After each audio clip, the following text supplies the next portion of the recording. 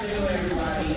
It's an absolute honor to be speaking before you all. And once again, a wonderful thank you to Mrs. Flanders. I actually know her. I work with her son in business education, all those sorts of things.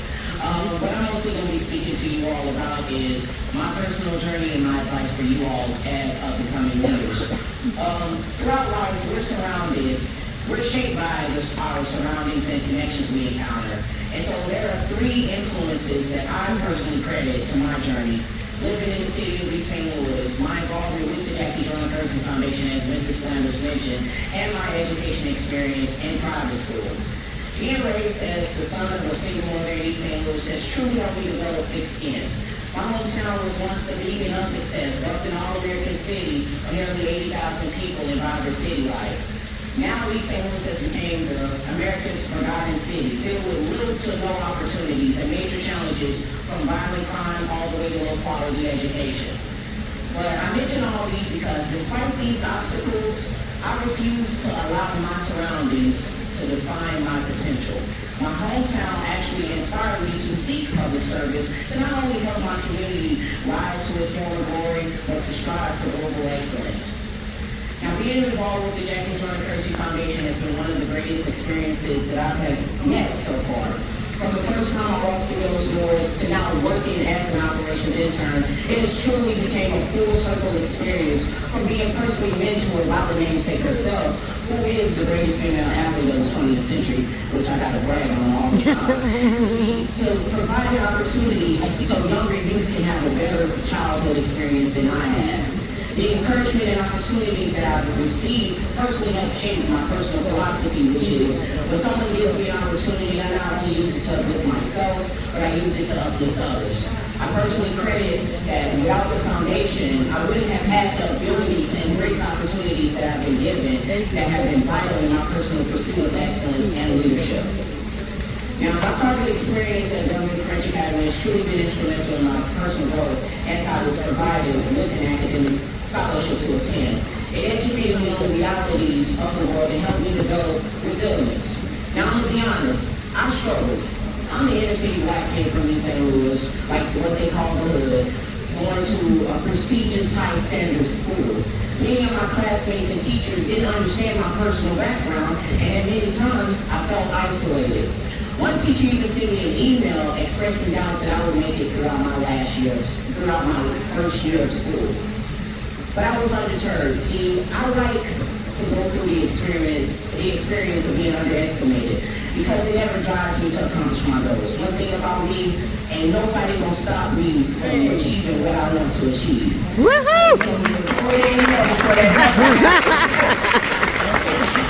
Since I've attended Governor French, I have achieved some of the most amazing opportunities, from traveling to Ecuador with my former Spanish teacher to help develop business relationships with an indigenous tribe, or to currently serve as the youth lieutenant governor of Illinois, where I helped plan our state conference of 950 delegates. I helped secure $50,000 in state funding for the program, and I serve as chair of the state steering committee, and which I make sure every student has a voice. But I say all this because it wasn't meant for me to achieve this.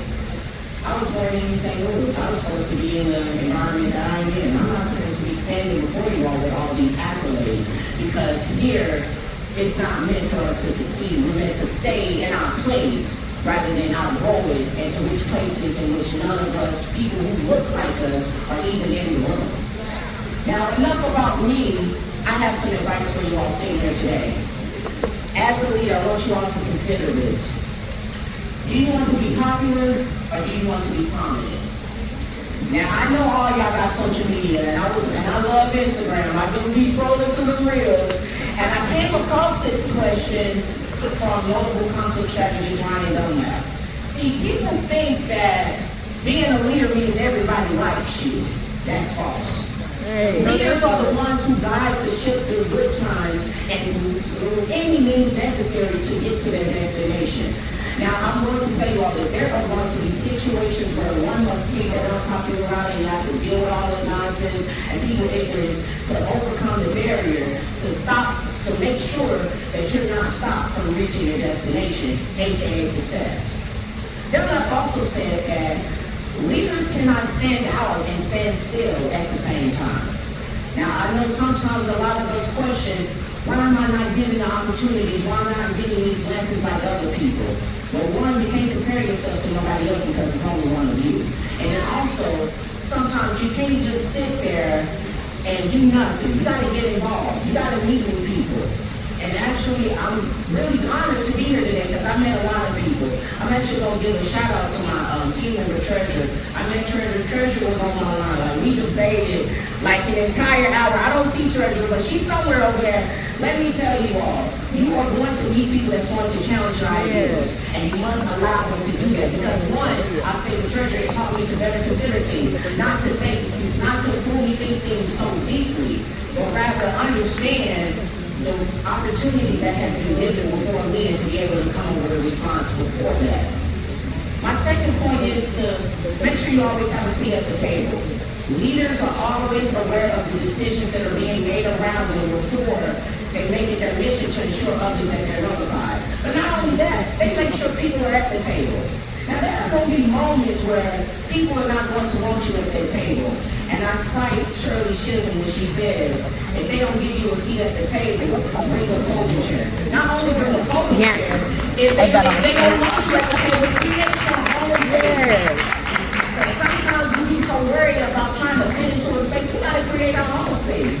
We're smart. We got what it takes to do what's necessary. And then my third point, no matter the negativity, remember what Jesse Jackson always said, keep hope alive. As a young black man in this world, sometimes I do question my role. Why do I do the things that I do? We got to remember that America is an experiment. It's not going to be perfect, but it's up to us, all of us in this room, all of us out there, to make sure everyone gets involved so we can make it the experiment that we want it to be. So we can make it the experience where kids get to enjoy life and not have to be scared and hide under tables or be aware that they can walk in certain neighborhoods because of who they are. And most importantly, tell it like it is, people. There's so many leaders that are just going to tell you what you want to hear, tell people what they need to hear. And I can tell you, you can ask my classmates, sometimes people don't like me because I'm going to tell it like it is. See, I don't care. I ain't got nothing to lose. And then at the same time, be you.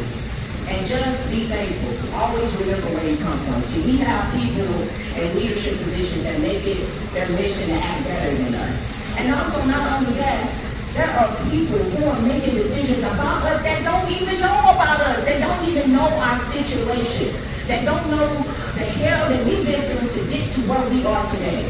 So I want you all to say this. I always want you all to know this. You all are doing excellent. You all are leaders. And you are here for a reason. You're not just here because you signed up or to get out of school for the day like some of my classmates that I ain't gonna call them. You are here because you're going to develop leadership skills that are going to take you far. You're going to develop leadership skills in which you know how to get into that room without asking for permission. See, Vice President Kamala Harris said, when you know what you stand for, you know what to fight for. So your experiences or your quality or your platform to help you get to where you need to be. Once again, I want to give thanks to the planning committee for allowing me to speak. This is opportunity. I'm truly blessed to speak before you all. Thank you all so much. It is truly an honor.